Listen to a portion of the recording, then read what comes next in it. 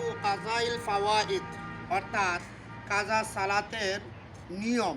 অর্থাৎ আপনার যে সালাত আপনার থেকে ছুটে গেছে অথবা কাজা হয়ে গেছে, আদায় করতে পারেন নাই, ওই কাজা নামাজের কি নিয়ম, কিভাবে আপনি আদায় করবেন। আপনার যদি 2 ওয়াক্ত নামাজ কাজা হয় কিভাবে আদায় করবেন, 5 ওয়াক্ত নামাজ কাজা হইলে কিভাবে আদায় করবেন, অথবা 5 ওয়াক্তের বেশি হয়ে গেলে কিভাবে আদায় করবেন।